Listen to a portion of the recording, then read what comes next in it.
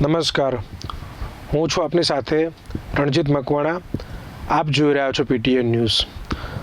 અગાઉ પણ મેં મારી સ્ટોરીમાં આપને જણાવ્યું હતું કે ગુજરાત અને ખાસ કરીને અમદાવાદની અંદર લુખ્ખા તત્વો બેફામ બન્યા છે અને જોયું છે કે ગુજરાતના મુખ્યમંત્રી ભૂપેન્દ્રભાઈ પટેલનો મત વિસ્તાર એવા ઘાટલોડિયાની અંદર પણ લુખ્ખા તત્વો ખુલ્લે આમ તલવારો લહેરાવતા હતા અને આખી સોસાયટીના બાનમાં લીધી હતી.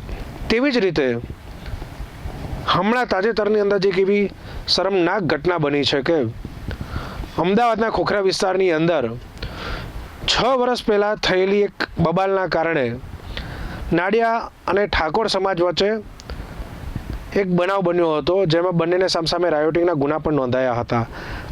તેને ધ્યાનમાં લઈને સમગ્ર દલિત સમાજનું અપમાન થાય તેવી શરમનાક ઘટનાને આ ઠાકોર સમાજના 5 યુવકોએ અંજામ આપ્યો છે. જેવું કહી શકાય કે ડૉક્ટર બાબા સાહેબ આંબેડકર જેઓ સંવિધાનના રચયિતા છે અને તેઓ ખુદ પણ અમુક બનાવો જે બનતા હતા, જે તે વખતે ભારત દેશ આઝાદ નહોતો ત્યારે દલિત, ગરીબ અને કચડાયેલા વર્ગ માટે તેઓએ પોતાનો અવાજ બુલંદ કર્યો હતો. એટલે આ વર્ગ માટે ડૉક્ટર બાબા સાહેબ આંબેડકર એ ભગવાન સ્વરૂપ છે અને સંવિધાનની જ્યારે રચના કરવામાં આવી ત્યારે બાબા સાહેબ આંબેડકરે આ વર્ગ માટે ખાસ કામ કર્યું હતું, કેમ કે આ વર્ગથી લોકો આભડછેટ રાખતા હતા અને તેથી કરીને તેમને પ્રતિનિધિત્વ યોગ્ય મળી રહે તેના માટે થઈને બાબા સાહેબ આંબેડકરે અમુક સીટો પણ જે સામાન્ય ચૂંટણીઓ થતી હોય છે, વિધાનસભા હોય કે ચાહે લોકસભાની ચૂંટણી હોય, તેમના માટે અનામત રાખવામાં આવી હતી. હવે બનાવ એવો છે કે જ્યારે ડૉક્ટર બાબા સાહેબ આંબેડકરનું અપમાન થતું હોય ત્યારે સમગ્ર ભારત દેશની અંદર જોવા મળતું હોય છે કે તેને દલિત અને કચડાયેલા લોકો તેને સહન કરતા નથી હોતા. પણ આપની સામે વાતની રજૂઆત એવી કરવી છે કે ખાસ કરીને અમદાવાદની અંદર લુખ્ખા તત્વો જે રીતે બેફામ બન્યા છે અને હું માનું છું ત્યાં સુધી પોલીસની નિષ્ફળતા જ હું આને કહું છું, કેમ કે હજુ થોડા દિવસ પહેલાં જ લોકો છરા અને તલવારો લઈને પોલીસની ગાડીની અંદર જે પોલીસ કર્મચારીઓ બેઠેલા છે તેઓને પણ ભગાડી રહ્યા છે.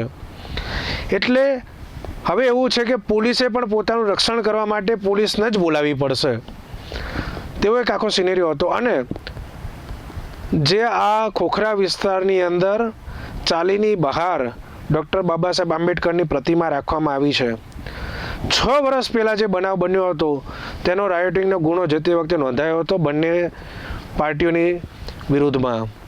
તેને ધ્યાનમાં રાખીને આ સામાજિક સમરસતાનું જે ચાલી રહ્યું છે તે સામાજિક સમરસતાને નુકસાન પહોંચાડે તેવું કૃત્ય કર્યું છે.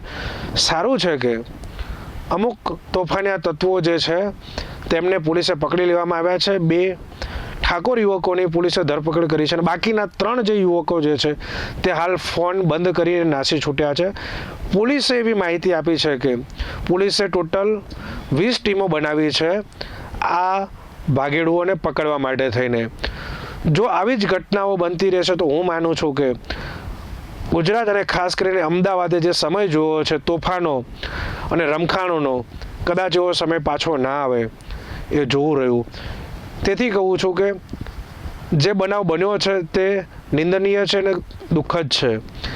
તેથી કરીને અમુક લોકોએ ગેરમાર્ગે અને અફવાઓમાંથી દોરાવવું નહીં, કોઈ ખોટા કૃત્ય કરવા નહીં. પોલીસનું યોગ્ય કાર્યવાહી કરે જ છે અને ગુનેગારોને ઝડપથી પકડી લેવા માટે થઈને જેમ મેં કહ્યું તે પ્રમાણે તેઓએ 20 ટીમોની રચના કરીને તેઓની પાછળ કામે લગાડી છે. હવે આ જે યુવાનો જે છે, આરોપીઓ જે છે, જેમને ડૉક્ટર બાબા સાહેબ આંબેડકરની પ્રતિમાને નુકસાન પહોંચાડ્યું હતું, તેઓને અમદાવાદ પોલીસે પકડીને રોડ ઉપર તેઓનું સરઘસ કાઢ્યું છે.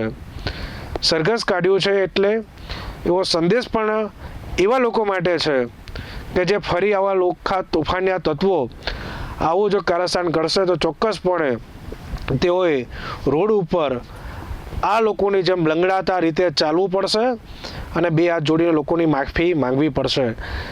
તેથી કરીને હું ફરીથી જણાવું છું કે જ્યારે પણ આવી સંવેદનશીલ ઘટનાઓ બને છે ત્યારે ચોક્કસથી કોઈ ગેરમાર્ગે ન દોરાવું, કોઈ ખોટી અફવાઓથી આપણે ઉશ્કેરાઈ ન જવું તેનું ખાસ ધ્યાન રાખવું અને ફરીથી આવી રીતે કોઈ બાબા સાહેબ આંબેડકરનું અપમાન ના કરે તેના માટે થઈને પણ પોલીસે પણ સજાગ રહેવું જોઈએ અને આવા લુખ્ખા અને તોફાનિયા જે તત્વો છે તેઓની ઉપર યોગ્ય કાર્યવાહી કરીને તેઓને જેલના સળિયાની પાછળ ધકેલવા જોઈએ. આવા જ બીજા સમાચાર જોવા માટે જોતા રહો PTN ન્યૂઝ અમદાવાદ.